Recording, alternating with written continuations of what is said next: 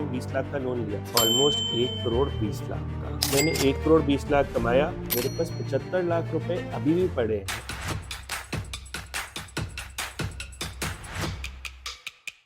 ये वाली वीडियो हमने बहुत बारी करी है, बट हम फिर से एक बारी just for the sake of everybody हम फिर से करेंगे। देखिए, जब भी आप एक लोन लेते हैं, हमें ये जानना ज़रूरी है कि जो लोन का इंटरेस्ट होता है वो हमेशा रिड्यूसिंग बेसिस पे होता है, राइट?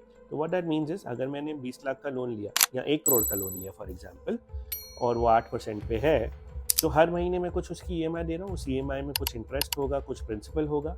आई एम श्योर शुरू में लोन के जो प्रिंसिपल कंपोनेंट होता है वो बहुत कम होता है, इंटरेस्ट कंपोनेंट बहुत ज़्यादा होता है, यस। सो अगर बट हम कुछ भी अगर उसमें लेके प्रिंसिपल थोड़ा सा कम भी है, तो मान लेते हैं 1 साल बाद मेरी ईएमआई में से 1 करोड़ का लोन था, अब मेरा जो आउटस्टैंडिंग प्रिंसिपल बचा वो सिर्फ 95 लाख बचा।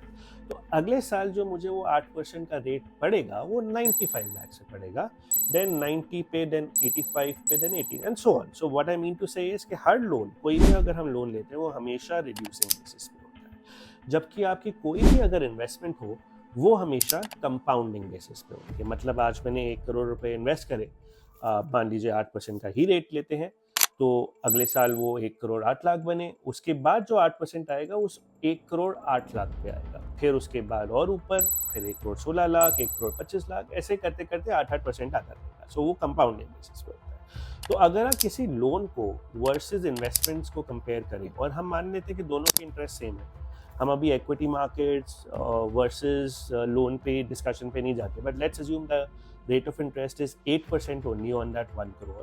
At the end of 10 years, the interest that you pay on your loan versus the returns that you get on your investments, the returns will be substantially more.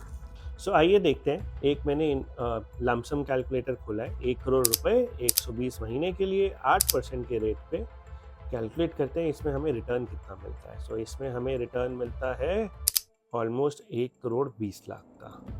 और इसी समय में अगर मैं 1 करोड़ रुपए 120 महीने 8% का लोन लेता हूँ, तो इसमें कैलकुलेट करते हैं हमारा इंटरेस्ट कितना जाता है। सो इसमें हमारा जो टोटल इंटरेस्ट जाता है 45 लाख रुपए जाता है। सो इन्वेस्टमेंट में मैंने 1 करोड़ 20 लाख कमाया, इंटरेस्ट में अराउंड 45 लाख रुपए मेरा इंटरेस्ट जेब से चले गया। मोटा मोटा 10 सालों बाद मेरे पास 75 लाख रुपए अभी भी पड़े हैं, जो कि मैंने कमाए हैं अपनी इन्वेस्टमेंट से।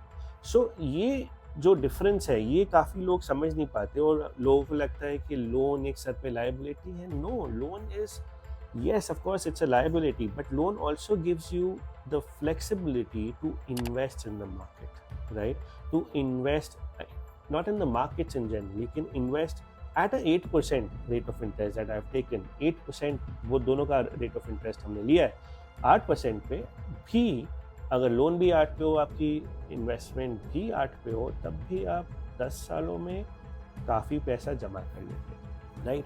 सो अगर आपको ये वीडियो अच्छी लगी हो, कुछ नॉलेज हमने दी हो इससे आपको, तो ज़रूर सब्सक्राइब, लाइक करिए, कमेंट करिए, अपना प्यार दिखाते रहिए आम जनता। As usual we are waiting for your comments. Adios, take care आम जनता।